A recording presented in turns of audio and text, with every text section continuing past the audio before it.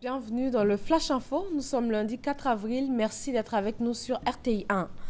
29e conférence régionale de l'Organisation des Nations Unies pour l'alimentation et l'agriculture FAO.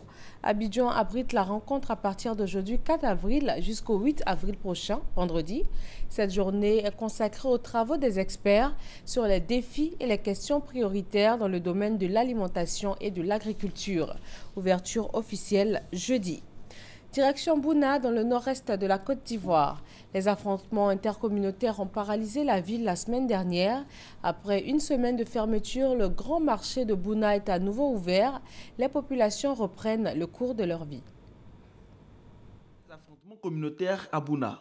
L'heure est maintenant à la reprise des activités socio-économiques dans la ville. Ce samedi 2 avril 2016, le grand marché de la ville de Bouna, partiellement endommagé et fermé depuis une semaine, ouvre ses portes. Et ce, à la grande joie des populations. Comme actuellement, en tout cas, ça va, la sécurité est là. Bon, grâce à Dieu, ça va. Bon. Nous aussi, on est sortis pour vendre un peu. Peut-être ça va donner courage à les autres commerçants aussi de sortir. Comme j'ai vu, les camarades sont à vendre là. Après ça, je suis venu aussi. Je vois comme il y a un peu la peur. Il y a confinement, les gens avaient peur de venir au marché. Vous voyez le marché, non? Dans le monde aujourd'hui. On se débrouille du riz blanc là, la tomate. Les boutiques là, on va en ouvrir un côté et puis l'autre côté, c'est pas ouvert. Je suis heureuse parce que ce matin, tout ce que nous voulons pour la cuisine. Je vais faire sauce claire.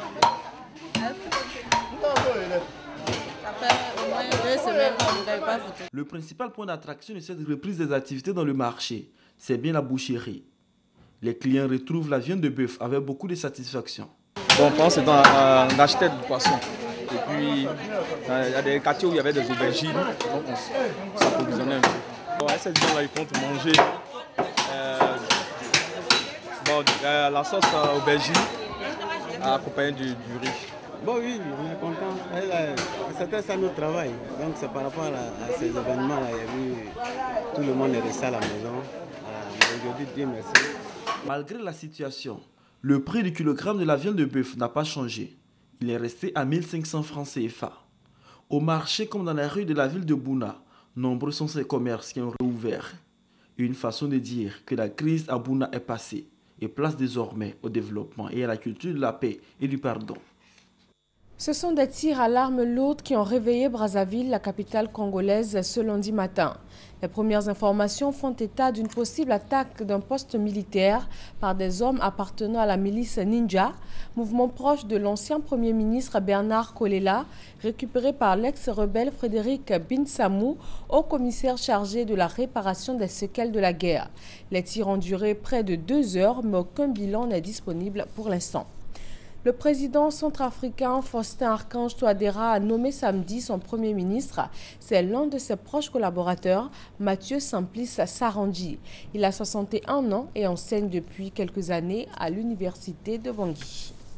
Parlons de cette affaire Panama Papers. Depuis hier soir, des médias commencent à publier des révélations sur les avoirs cachés de personnalités du monde entier. 370 journalistes de 107 rédactions ont investigué sur 11,5 millions de documents provenant des archives d'un cabinet panaméen spécialisé dans le montage de sociétés offshore. 12 chefs d'État seraient concernés, dont 6 actuellement en fonction. Première vague de migrants renvoyés de Grèce vers la Turquie, comme prévu par l'accord entre l'Union européenne et la Turquie. Ils sont 131 à avoir fait le chemin inverse par bateau depuis l'île grecque de Lesbos vers la Turquie. Fin de ce Flash Info. On se retrouve à 13 h pour le journal sur RTI 1. Très bonne journée à tous.